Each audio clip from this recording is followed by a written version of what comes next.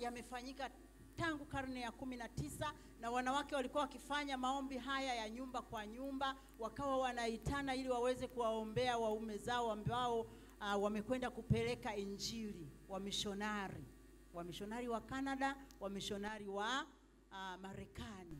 Wakawa wanafanya maombi nyumba kwa nyumba, wakawa wanaitana kuombea familia zao. Walikuwa na wasiwasi sana, hasa katika vita ya kwanza ya dunia ilipoanza. Wanaume wengi walikwenda vitani, wanawake wengi wakabaki nyumbani. Kwa hiyo wakawa wanaitana, wanaomba kwa pamoja. Hatimaye yakazaliwa maombi ambayo sasa yanaitwa maombi ya dunia. Kwa hiyo maombi haya yanaandaliwa kila mwaka na nchi iliyochaguliwa. Kila mwaka kuna nchi maalum itakayoandaa neno na kututumia sisi. Kwa hiyo uongozi uliundwa uongozi wa maombi ya dunia kwa ulimwengu ambao ni dunia nzima, na uongozi wa maombi ya dunia katika mabara yetu ambao sasa unakuja mpaka bara la Afrika, sisi tunakoangukia. Halafu kutoka bara la Afrika unakuja uongozi wa maombi ya dunia katika nchi husika. Kwa hiyo kwa kifupi, tunao uongozi wa maombi ya dunia katika ulimwengu, tunao maombi ya dunia katika mabara au katika bara letu Afrika, halafu tuna uongozi wa maombi ya dunia katika nchi yetu ya Tanzania, ambapo yalipofika hapa katika nchi ya Tanzania yakapokelewa sasa na tukapewa dhamana sisi kama Jumuiya ya Kikristo Tanzania kupokea hayo maombi ya dunia. Siku za nyuma walipokea kanisa la KKKT, wakawa wanatafsiri na kusambaza. Lakini baada ya kuona tunacho chombo kinachotuunganisha pamoja, mwaka 2020 haya maombi yaliletwa katika dawati la wanawake la Jumuiya ya Kikristo Tanzania. Na katika dawati lile la wanawake kiongozi ni mimi kwa wakati kama huu. Kwa tulipokea kwa shukrani na tukaanza kuyaratibu haya maombi na kuyatuma katika nchi yote ya Tanzania. Kwa mimi niliyesimama na wewe hapa leo, mimi ndio kiongozi katika dawati la wanawake, idara ya maendeleo ya wanawake, watoto na jinsia, Jumuiya ya Kikristo Tanzania, pale CCT makao makuu. Naomba sasa nikuletee salamu kutoka kwa katibu mkuu wa Jumuiya ya Kikristo Tanzania, Baba Mchungaji Kanoni Dr. Moses Matonya. Anatuagiza kila tunapokwenda tuwaletee salamu. Salamu hizi zinasema kwamba wote wawe na umoja. Ukiangalia sare yetu hii imeandikwa hilo neno kutoka katika Injili ya Yohana sura ya 17 na mstari wa 21, ambayo inasema wote wawe na umoja. Jumuiya ya Kikristo Tanzania inasimamia umoja. Umoja wetu sisi kama makanisa mwanachama wa CCT. Mpaka sasa tunayo makanisa 12, tunavyo vyama vishiriki 14 ambavyo viko vinasimamiwa na Jumuiya ya Kikristo Tanzania.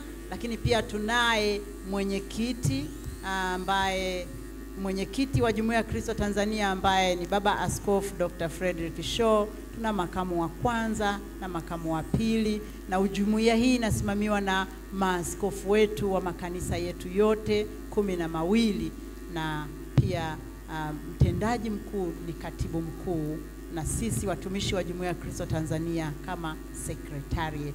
Pokeeni salamu nyingi kutoka Jumuiya ya Kristo Tanzania. Baada ya salamu hizi nataka niseme kidogo kuhusu maombi ya dunia yalivyoandaliwa mwaka huu. Yameandaliwa na nchi za visiwa vya Cook au Cook Island, na leo tumepata nafasi ya kusikia historia za wanawake wa Cook. Huwa vinaandaliwa na wanawake, kwa hiyo wanatoa historia ya nchi yao, lakini pia wanaleta hadithi mbalimbali zinazoakisi mazingira ya watu wa visiwa vya Cook au wa nchi ile ambayo imeandaa maombi ya dunia. Ninatamani siku moja ije ifike na sisi wa Tanzania tuandae maombi haya. Siku wa Tanzania tutakapoandaa maombi haya na sisi tukaandaa hadithi zetu, tukapata mwanamke mmoja, mwanamke mbili, mwanamke tatu atakayewakilisha hadithi na utamaduni wetu. Mungu anilinde siku moja nije nione, hata kama nitakuwa nimestaafu. Bwana Yesu asifiwe. Kwa hiyo leo tumepata nafasi ya kujua taarifa hizo. Tumesikia hadithi ya Vainui ambaye anasema Mungu yupo pamoja nasi. Tumesikia hadithi ya Mii ambaye anasema Mungu anatujua. Lakini tumesikia hadithi ya Dr. Down ambaye anasema Mungu ametufanya tuwe wa ajabu. Na leo neno kuu linalotuongoza linasema nimeumbwa kwa jinsi ya ajabu. Hebu tuseme wote, nimeumbwa kwa jinsi ya ajabu. Wapendwa, natamani tutafakari juu ya maneno haya. Maneno ambayo yamepewa uzito mkubwa katika maisha yetu. Nimeumbwa kwa jinsi ya ajabu. Umewahi kujitazama kwenye kioo ukaangalia jinsi ulivyoumbwa? Wametutafakarisha wanawake wa Cook, wakasema acha uangaze kama mawimbi, acha ucheze kama mawimbi, sikiliza pumzi yako, sikiliza jinsi ambayo. Yani nilikuwa najaribu kutafakari, unasikia pumzi inapita, pumzi inatoka. Nani amefanya hivi? Nani amefanya haya maajabu? Nikasema kweli nimeumbwa kwa jinsi ya ajabu. Na huu ndio ukweli ambao Daudi aliutambua aliposema katika Zaburi hii ya 139 huu mstari wa 19 akasema, mstari wa 14 akasema, nitakushukuru kwa kuwa nimeumbwa kwa jinsi ya ajabu ya kutisha. Zaburi 139 mstari wa 14. Akaendelea kusema matendo yako ni ya ajabu na nafsi yangu yajua sana.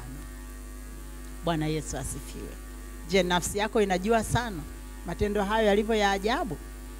Fikiria kwa kina jinsi Mungu wa mbingu na dunia alivyochukua muda wake kwa ajili ya kukuumba wewe, kwa ajili ya kukutengeneza. Kisoma katika kitabu cha Mwanzo sura ya 1 mstari wa 26, anasema Mungu akasema na tumfanye mtu kwa sura yetu, kwa mfano wetu, wakatawale samaki wa baharini na ndege wa angani na wanyama na nchi yote pia na kila kiumbe kitambaacho nchini. Hakuna kiumbe kingine kilichoumbwa kama wewe.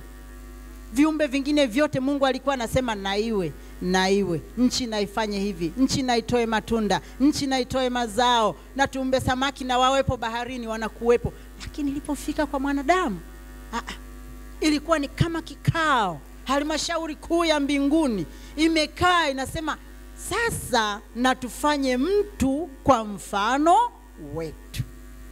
Mimi sijui ni mtu gani anaweza akasema Mungu hayupo duniani. Maana ukisha soma hivi na tufanye mtu kwa mfano wetu, si ujitazame basi na wewe useme kumbe Mungu anafanana na mimi. Haleluya. Nimeumbwa kwa jinsi ya ajabu. Mungu akasema na tufanye mtu kwa mfano wetu. Kwa hiyo hakuwa Mungu peke yake. Likuwepo jopo lililokaa na kutafakari tumfanyeje mwanadamu. Tumfanye mtu kwa mfano wetu. Alikuumba wewe, akaniumba na mimi, akatuumba sote kwa kusudi maalum, kwa mpango wake ulio kamili, na akatupatia vipaji vya kipekee. Maana kazi yako ilianza kutangazwa hata kabla hujaumbwa. Tuko pamoja Ilianza kutangazwa, akasema tufanye mtu kwa mfano wetu. Afanye nini? Akatawale. Tena sio akatawale, wakatawale. Ina maana hakumuumba mtu mmoja peke yake. Ni mtu lakini wakatawale kwa sura na mfano wa Mungu ili uweze kutawala. Ina maana kwamba alikuwa ameshaandaa mazingira, ameshatengeneza kazi yako utakayoifanya. Kwa hiyo wewe ni mtu wa kipekee sana, mwenye vipaji vya kipekee ambavyo unapaswa kuvitumia kwa ajili ya utukufu wa Mungu. Mambo machache tu kwa sababu sitahubiri kwa muda mrefu ninayotaka tuyatambue. Jambo la kwanza, nataka kwanza tutambue juu ya ujuzi wa Mungu kuhusu maisha yetu. Mstari wa 1 mpaka wa 6 unasema kwamba Mungu anatujua kwa undani. Maana Daudi akasema, Bwana, umenichunguza na kunijua. Tena akasema unajua kuketi kwangu na kuondoka kwangu.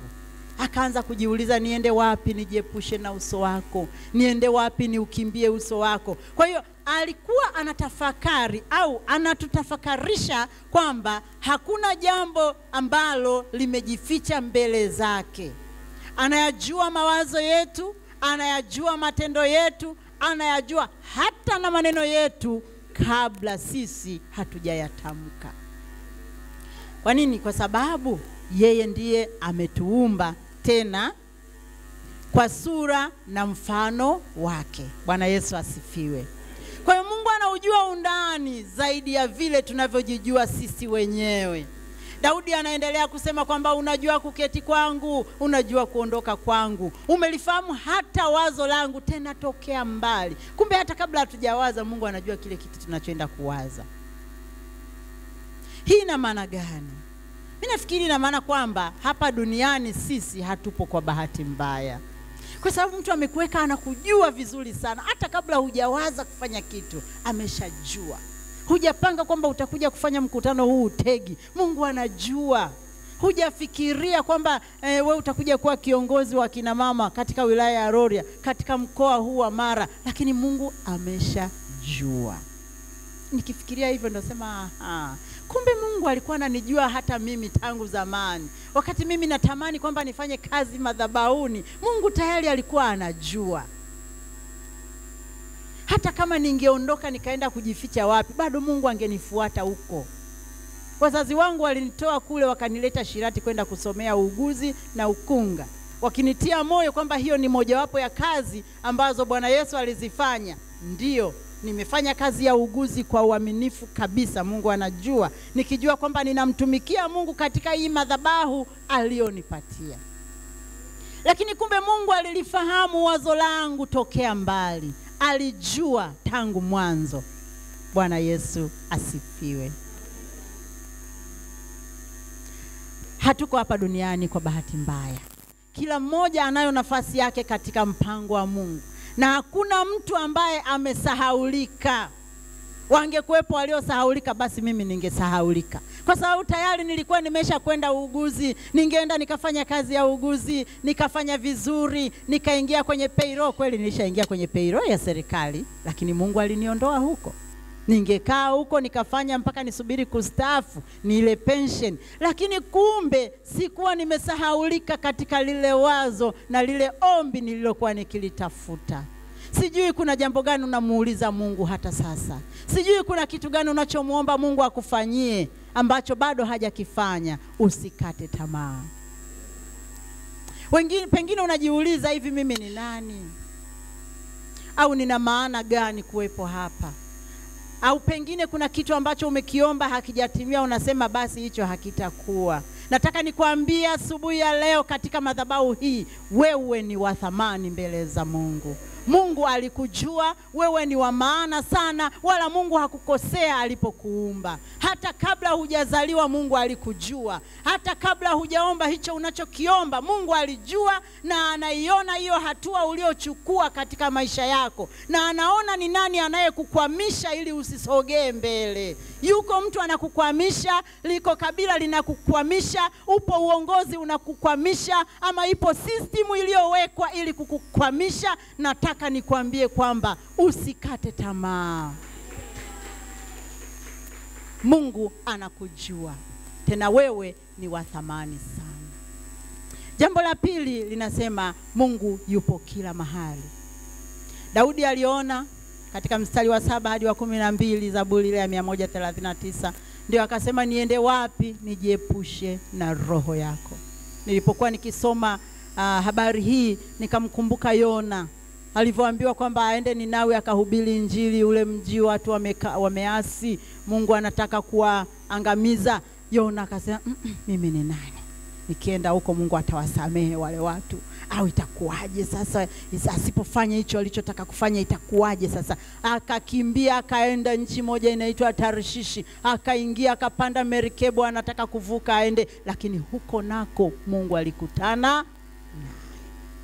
Hakuna mahali tunaweza kukimbia uso wa Mungu.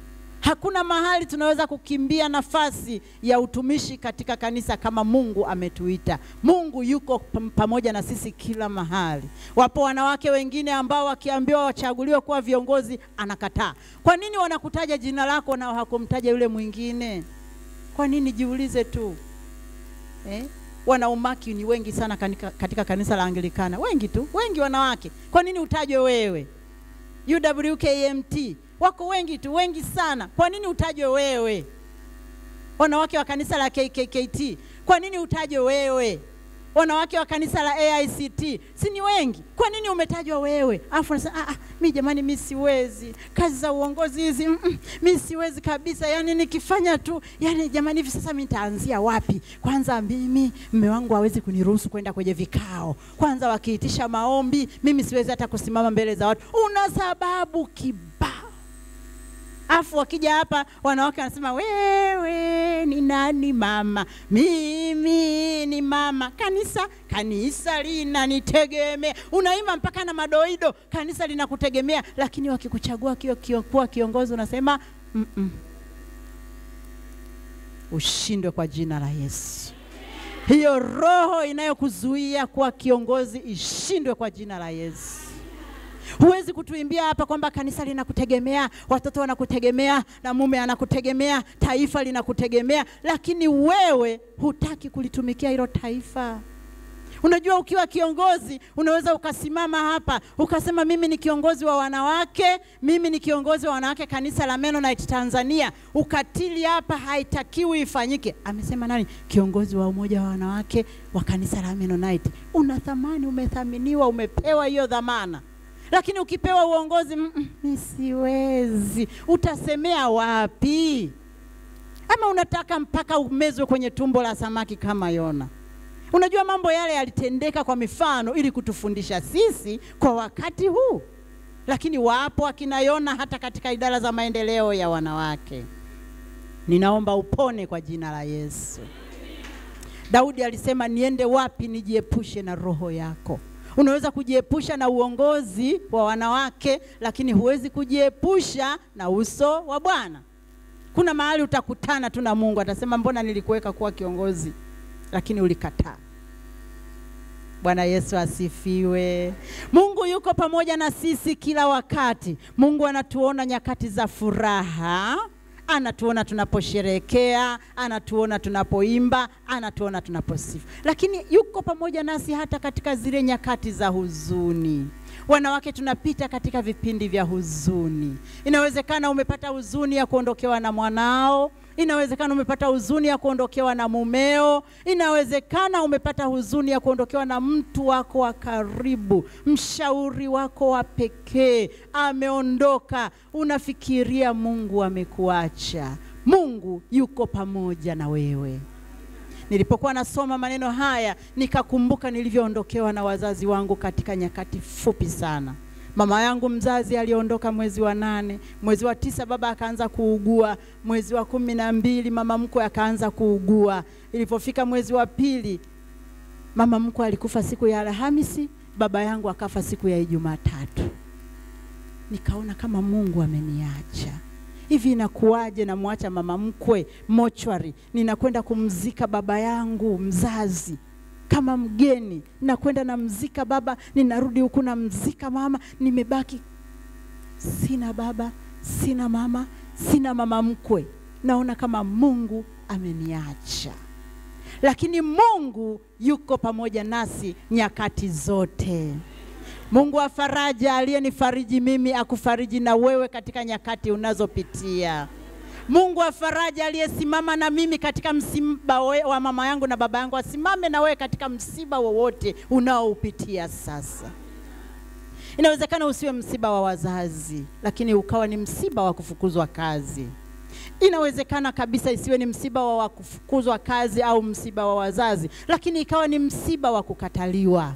Umechaguliwa kuwa kiongozi, unakwenda kujitambulisha mbele ya wachungaji. Wachungaji wanasema huyu naye ni nani, hatumtambui. Huo nao ni msiba. Lakini asubuhi ya leo nataka nikuhakikishie ya kwamba Mungu yuko pamoja na wewe nyakati za shida na nyakati za furaha. Swali la kujiuliza ni kwamba je, unatambua kilichomo ndani yako? Unatambua kipawa ambacho Mungu amekuwekea? Je, unaweza kukitumia hicho kipaji? Kila mtu anacho kipaji ambacho Mungu amekiweka ndani yake. Kumbuka kwamba alikujua kabla hajakuumba. Alitangaza siku zako hata kabla hazijakuwako bado. Anatuambia mtumishi wa Mungu Daudi. Kinachotufanya tushindwe sisi wanadamu ni kwamba tunajaribu kujilinganisha na wengine. Na ukijilinganisha na mtu yoyote kila wakati utajiona kwamba hufai. Angesimama hapa kuhubiri dada yangu hapa, mimi nikikaa hapa, Mungu wangu, mimi siwezi nikahubiri kama yule dada jamani. Kuna watu wana baraka, kuna watu wamejaliwa. Jamani mimi siwezi. Leo nikisimama hapa mimi nahubiri, naweza kusema mama askofu anahubiri, sijui kama naweza nikahubiri kama yeye. Nataka nikwambie kipo kitu ambacho Mungu amekiweka ndani yako. Hicho kitu hicho kichochee, chochea hicho ambacho Mungu ameweka ndani yako. Kama wewe ni muimbaji, simama imba kabisa kama hautaimba tena. Kama wewe ni muombaji, simama omba kabisa kama hautaomba tena. Isipokuwa tu usisahau kwamba kuna kitu Mungu amekiweka ndani yako.